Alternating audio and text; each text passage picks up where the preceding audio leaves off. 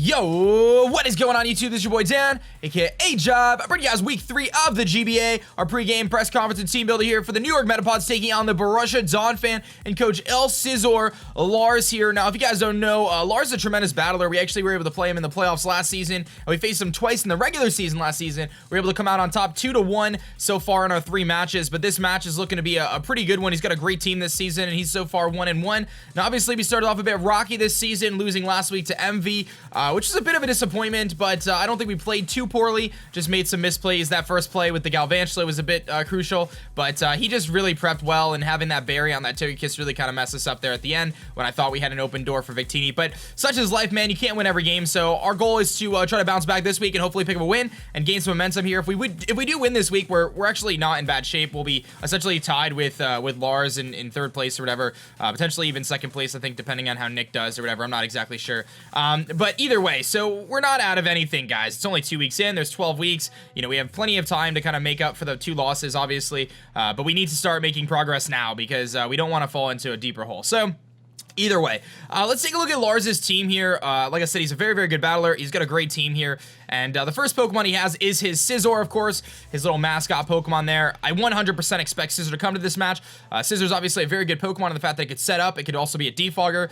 Bullet Punch, that priority really helps. He needs to bring Scizor because it's a response to Dragon Dance Altaria. And if he is not prepared for Dragon Dance Altaria, then it actually kind of rips through his team. So Mega Scizor is very, very crucial, I think, for him this week. And I think he's 100% going to bring it. He's got a Vaporeon as well. Very good Cleric Pokemon. Can Wish Pass, Baton Pass, Scald, Ice Beam, things like that. Also gets Heal Bell, so some team support. Water Absorb makes it very interesting, so it can switch into a Hydro Pump from Rotom and gain some HP back, but obviously Rotom has that Volt Switch to hit him pretty hard, but he's just really, really bulky. Vaporeon's a very bulky Pokemon.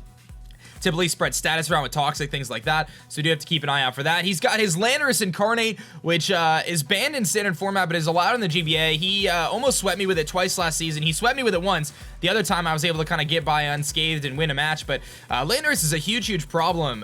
He can run a Life Orb set with Rock Polish, which is what he brought against us last time with Yachi. He actually run Yachi and Rock Polish, but he can also run a Scarf set. He can run like an E-Bell. He can run a Mix set. I think the good thing this season is I have a couple responses to Landorus, which helps. I fully expect him to bring it because it's so big of a threat, but luckily we can kind of take hits from the Landorus on the special side because of Chansey, and we can take hits from the physical side, and we have a good Pokemon that checks Landorus, which is Rotom Wash, of course. So Rotom Wash already is looking very good in this matchup, as you can kind of see from the first couple Pokemon. I'm expecting him to bring some sort of a mixed Landorus with knockoff, potentially Superpower, maybe some sort of mix set. And if he doesn't run max speed, we have an opportunity to outspeed him with things like Victini. So very interesting how he's going to play this Landorus. I'm not sure, but I do expect him to bring it. We have to be careful for it to set up on us because obviously it can set up Rock Polishes. It can set up, I believe, a Swords Dance, things like that. So he's got his Mega Alakazam. So many spoons on the screen right now. Mega Alakazam, obviously just a huge threat. Very frail, but incredibly fast, 150 base speed, and it actually can outspeed Altaria after a Dragon Dance. So I'm expecting him to EV it that way. You know, Alakazam hits incredibly hard. He's going to have to carry Psyshock for Chansey. He might bring some sort of a Calm Mind variant because of Chansey. I doubt it, but he could. Psyshock Shadow Ball seems to make a lot of sense. Maybe a Dazzling Gleam on there as well to hit Altaria super effective. So those are a couple different things he could potentially bring on that Alakazam, and that's what I expect. I think Alakazam's like a 50-50. I think he's going to bring it, but it's not 100% sure. But either way, it's definitely a threat that we have to prepare for. Luckily for us, again, Chansey does check Alakazam very well. He could run knockoff on it, so that's something to keep in mind too. But, you know, otherwise, I think we'll be okay. He's got an Electabuzz. Electabuzz, 105 base speed. Pretty quick Pokemon, actually. Able to kind of Volt Switch around and do some shenanigans, but it's a little weak in terms of its offensive power, and unless you throw an Eviolite on it, it's pretty frail as well. So it's a decent Pokemon. It's a decent Electric type. I don't anticipate him to bring it, though. I think he has better options against my team, aside from Electabuzz. Crawdon is one of those better options, of course. Crawdon is an absolute monster. Very hard to switch into that adaptability knockoff or Crab Hammer. Bringing down the hammer. I mean, this thing is, there's very few switch-ins for Crawdon. It's such a good Pokemon. I fully expect him to bring it. 100% he's going to bring it. So I had to prepare for that a lot. I had to prepare a lot for that thing because it's very scary. Even like a fully defensive Rotom takes like 60% from a knockoff. It's crazy. So we have to keep an eye out for this Crawdon here, and you'll see kind of what my plan is for that shortly here. Shaman, another good Pokemon. Shaman is very good, actually, in this matchup. He could bring, like, a Life Orb 4 attacks with, like, Earth Power, Seed Flare, HP Fire to hit Ferrothorn, potentially Dazzling Gleam to hit Altaria, and that Shaman would be pretty effective if that's what he brought. So got to keep an eye out for that. He could also bring a Sub-Seeding set. I wouldn't be surprised if he did that because of Chansey, because otherwise he'd be walled by Chansey. So keep an eye out for a potential, like, HP-invested substitute set from a Shaman.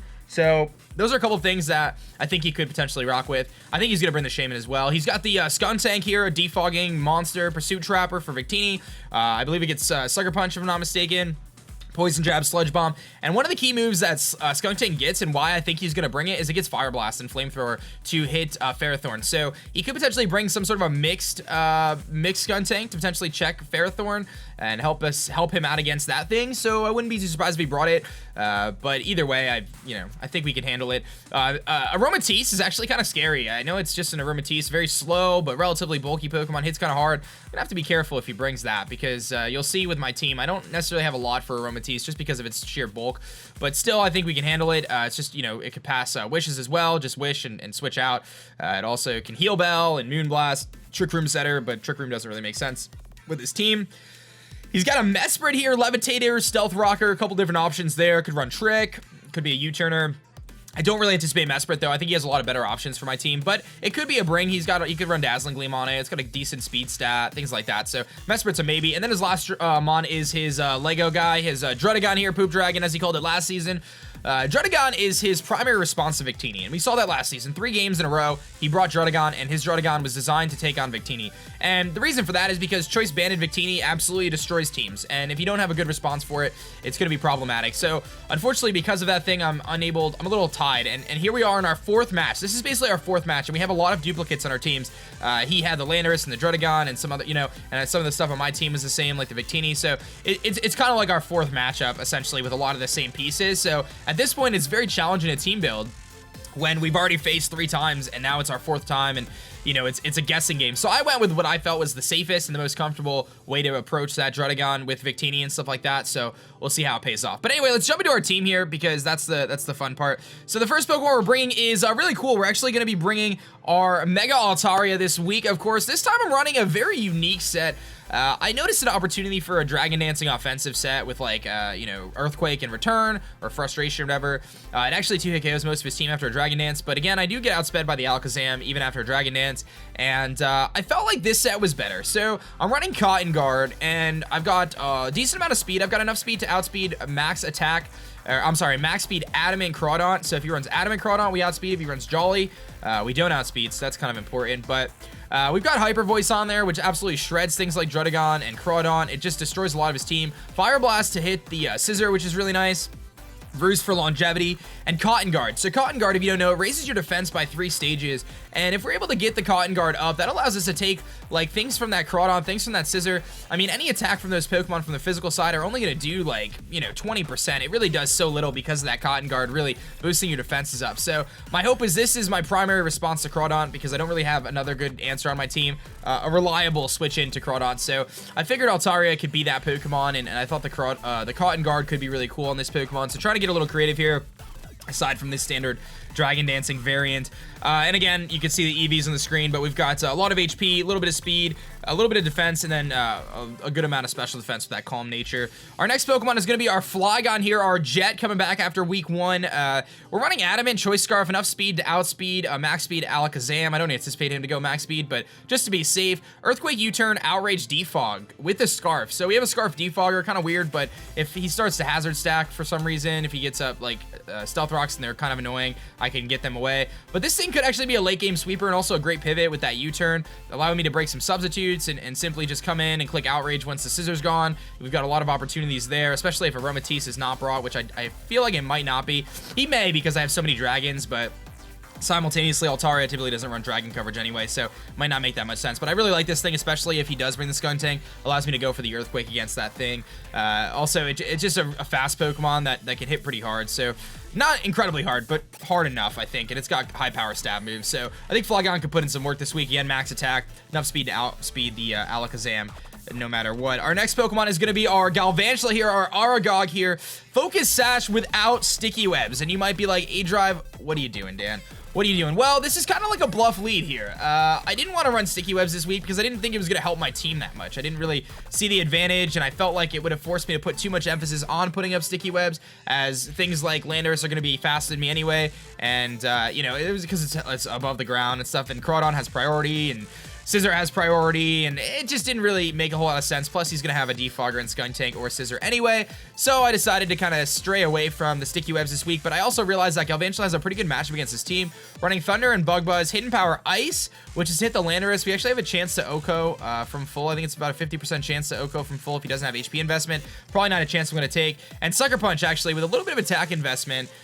We outspeed the Landorus, we outspeed everything but the Alakazam, unless he has a Scarfer, and we've got the Sucker Punch there for the Alakazam to hit that thing for a decent amount of damage. The Focus Sash is there. I really wanted to run Life Orb or Expert Belt, but the Focus Sash is there as a failsafe. If he is able to set up with something like that Landorus, or like something like that Scizor, setting up a Swords Dance, or the Crawdon, anything like that, I have an opportunity to send this thing in and just eliminate the threat and move on with the game. That's the plan here. That Focus Sash is more of a backup plan than anything. But this thing could also double as a lead if I like the lead matchup, and I think it could be advantageous. Obviously, we lose out on Volt Switch, but I felt like this coverage there, Hidden Power Ice, Sucker Punch, Bug Buzz, Thunder is nice, and he might expect the Sticky Web lead, so a couple different options there. Our next Pokemon is going to be our Voltorgeist here, our Rotom Wash, rocking Hydro Pump, Volt Switch, Will-O-Wisp, and Pain Split, so pretty standard stuff. Enough speed on this thing again to outpace Max Speed, Adamant, Crawdon. That's where I set my base. Max HP, a lot of defense, mostly defense invested. This thing is my response to physically offensive Landorus.